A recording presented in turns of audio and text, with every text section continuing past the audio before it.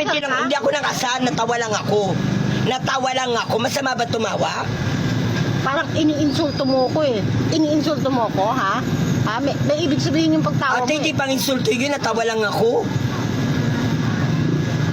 Agent Ratulin, Oh, ba't ka nandito? sir, may bagong mission ka. Retire na ako.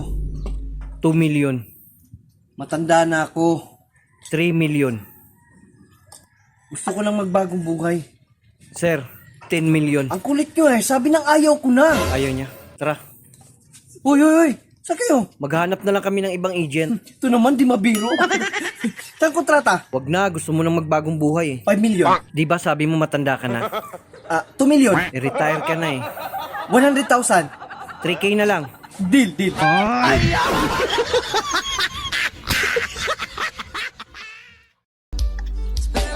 Kapag kaming mga lalaki ang nagselos, wala nang mahabang paliwanagan. Isang sorry lang, ayos na. Pero kapag ang mga babae nagselos, panigurado, humanda ka na, may digmaan.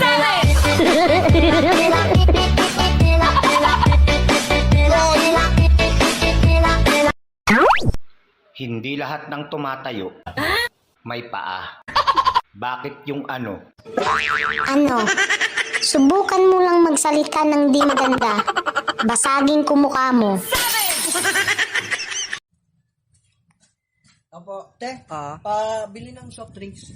Okay. Pabukas na lang din po.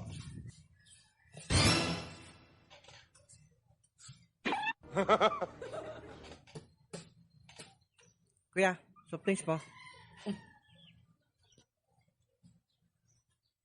Te, homemade ba yung siomay nyo? Oo, kami may gawa niyan. Oh, dam-taminta. Ay kuya, pasuyo naman ng siomay. Saan? Tapon niya sa may basurahan. Bakit ayaw mo na? Ay nako, hindi. Nahulog kasi ng customer kanina.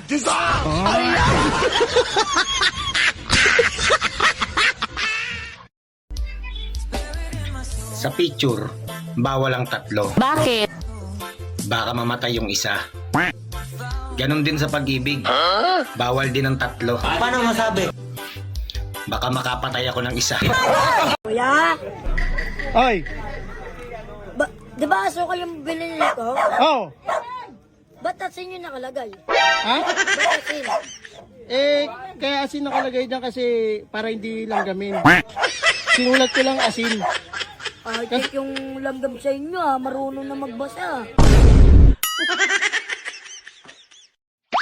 Lahat na lang talaga ng gwapo. Puro bakla. Bakit kaya? Hindi naman siguro lahat. Bakit naman ako hindi bakla? Bakit? Sino bang nagsabing gwapo ka?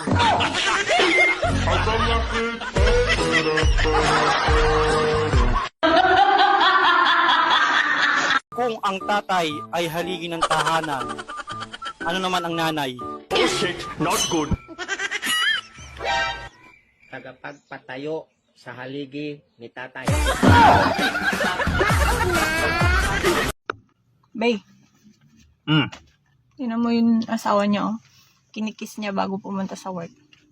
Ba't di mo gawin yun? Paano ko naman gagawin yun eh? Hindi ko nga kilala yan.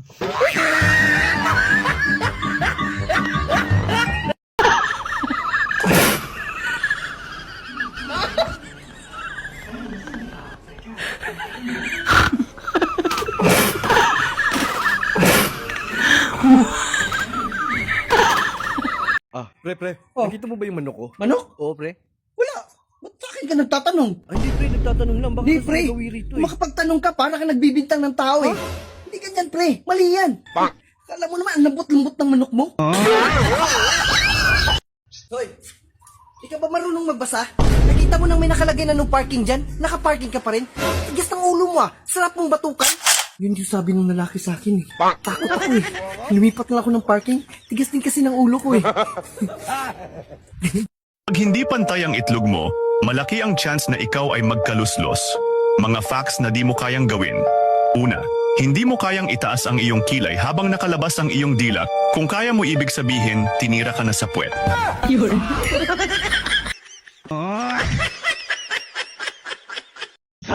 Hindi niyo ako basta-basta basta mapapaamin. Sabihin mo na kung ano masakit. Anong gawin niyo sa akin? Wala kayong makukuha. Hindi niyo ako mapipiga. 2 milyon. Nandun sa kubo.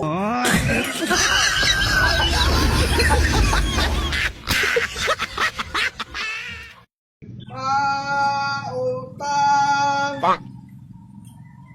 Boss! Pautang! 3 gigs. Umaga, tanghali, hapon, bayad. Right man juga kag English. English daw. Doko, potyukan, lote. Sige daw. Doko, potyukan, lote. Baw, bilat. Baw bilat?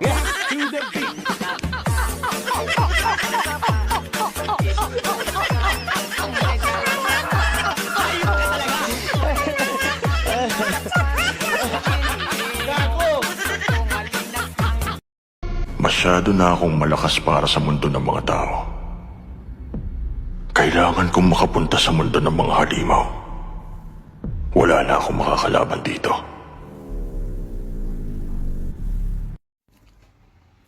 Basta Inglesero, pogi.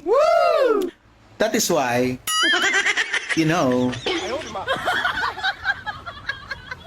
well,